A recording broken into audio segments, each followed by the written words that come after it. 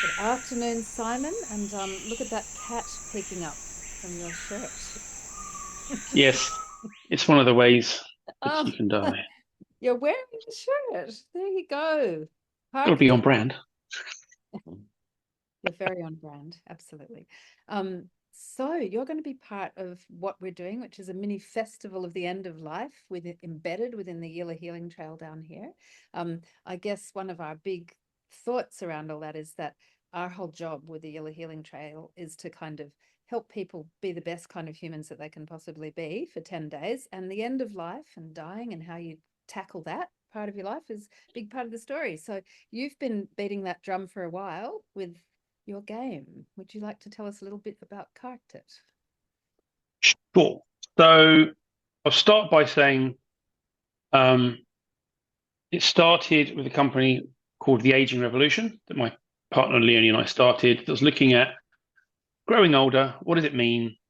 How can we look at it from a positive mindset? And that kind of the whole idea of that was influenced by sort of indigenous population of this country in terms of wisdom sharing down and storytelling.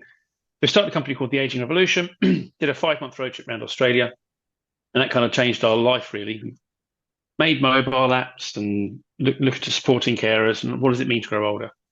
And so, obviously, one of the inevitable things in life is we all die. And I'm part of a group through the Australian Centre for Social Innovation called Taxi, and we're exploring end of life. How can we improve it? Because for a lot of people, it's terrible. I think COVID exacerbated that whole idea. And people are scared, especially in like the waspy culture. We're scared to even address growing older, let alone the fact we're actually going to die. So we just ignore it, ignore it, ignore it. And then always people die and they don't have a will, they don't have an advanced care plan, nobody knows anything about it. And it's just a bad experience for everybody. And so we were looking at levers around how to improve aging, and it's called the Good Death Impact Network. And so one of them was it's a taboo subject, no one talks about it. And surely that's the first thing you got to do. And we were thinking of how can we make people talk about it. And one of the easiest ways to talk about really difficult situations is almost to make light of it, but not really, but create joy and laughter. And so I suggested, just I think it was quite a blasé comment. I said you should just make a game around death and dying and make it a bit messed up. And so anyway, it got approved for funding. We got a small bit of funding, and so we spent 2 years sort of co-designing a card game around stimulating better conversations around dying and death. And that's what it looks like. And it's basically a fun game where you can learn more about each other. But it's not just about how you want to die and what you want to happen after you die. It's about how do you want to live, and you can find out lots and lots of information about things. So, and the co-design is one of the fundamental things that we do as a company. So we're talking to people who have lived experience. We're talking to death doulas, people from different cultures, people who were in palliative care, parents of young people who have died. I think that's another misconception. We went into it where we were like, people who die are old. And it's like, well, they are, but they're also young and everything in between. So like, dying is not the exclusivity of old people.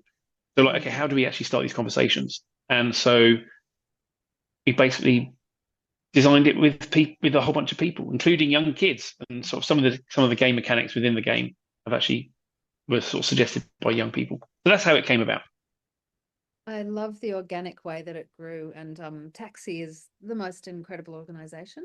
And good on them for running with that, and you as part of them for running with that, and coming up with such a gorgeous product. So I've played it, I don't know, maybe a dozen times now over dinner parties. I was going to say, yeah, you've played it a fair bit, eh? And I really like it. It's really got me thinking. In fact, so much so that I joined the Good Death Impact Network. Is that what it's called? Good Death Yep. Interest? Yep. Impact. Um, Yep. that you're part of. And now I'm doing my death doula training in January. So Oh, no way. Cool. true.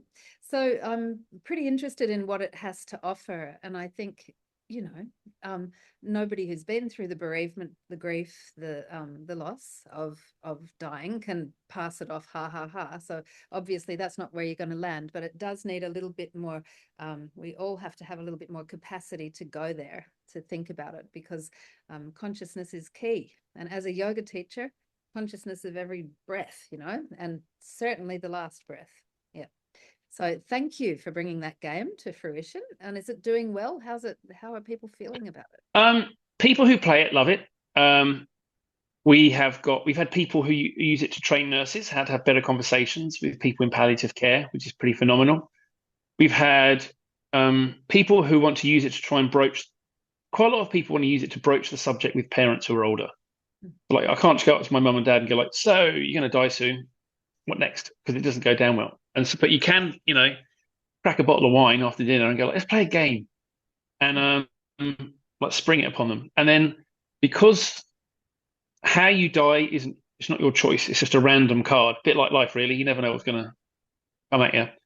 And so that's just the way you die. But then what you can choose is what you want to do before you live and what you want to do after you live.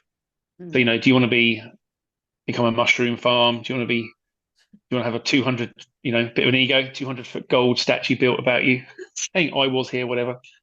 So people love it when they play it. I've even got someone who actually travels around the world using it, and they break it out in new situations to get to know each other. Mm. Because because you get to know people's like ins and outs about who they are as a person.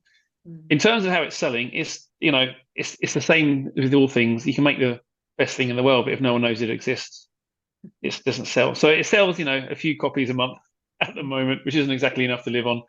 I'm hoping to change that sort of this year and next and have a bit more focus on it and get it out there a bit more. Well, I love the Yeah. concept of death literacy or end of life literacy, and I'm hoping that Shoalhaven will become a hub of that. Recently, Wominda, which is a First Nations organisation supporting families and women and children in this area, they've got a $670,000 grant to look at appropriate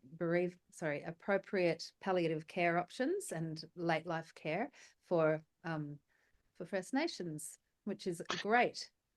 That's Yeah. quite interesting because we played this with some First Nations people up in Cairns, Mm-hmm. who are from that area, and we had one of the elders' daughters approached us, Mm. and she was like, "Could we First Nationsify this game to be appropriate for our culture?"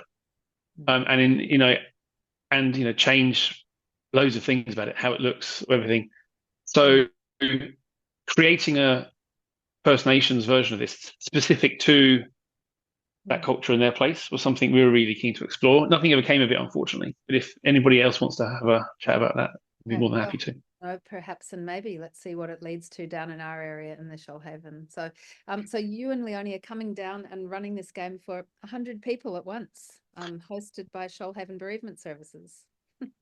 Yes, it's going to be a fun day. So I think I've had about 20 people play it, and we had to mingle 2 packs. But I think we'll probably have, I don't know, 15, 16, 17 tables of 6 or 7 people all playing it together. We're trying to figure out how we can like move people around and get to know each other, or have a spokesperson at the table stand up and say how we all died. So yeah, it's exciting. I think it'll be the most people ever playing this game. I don't know if there's some random weird world record about most people playing a death game. Maybe I'm sure we could figure it out. Yeah. Absolutely. And I've actually some months ago given a pack of this to Shoalhaven Bereavement Services, who totally loved the game. Really. Oh, they did, did they? That's awesome. Yeah. So they're well behind you and what you're doing there. And so am I. So let's get it together down here. We're looking forward to having you. We hope that everybody will think that it's of interest and book in. And below this, you'll see all the links to the event in order to book in. I think we're charging people a grand sum of $15 just to cover a bit of bits and pieces. Yep. And with all our events, we have a pay it forward option. So if you're feeling a little more flush than $15, to pay it forward to Aboriginal community members would be really wonderful, so that we can make sure that we've got a great representation from our First Nations community. So, all right. Thank you very much. Thank you. Really, that was really fun. And I think we could run so one of the artists, just a quick mention, the artist who drew all the artwork is all bespoke artwork, lives in Brisbane. She's amazing. And her mum actually died of cancer, and she was making this card game whilst her mum was in palliative care. So it was pretty profound for her. Wow. And so one of the things we often offer if we're doing these kind of events is if someone has a certain way of dying, they want to, or anything they want immortalized, If we included in the ticket price, if they gave us like an image or a phrase, we could get it drawn up for them, kind of like as a kind of like a skeleton, and like Oh, an artwork like this, sick. or like this. This is Roadrunner style death.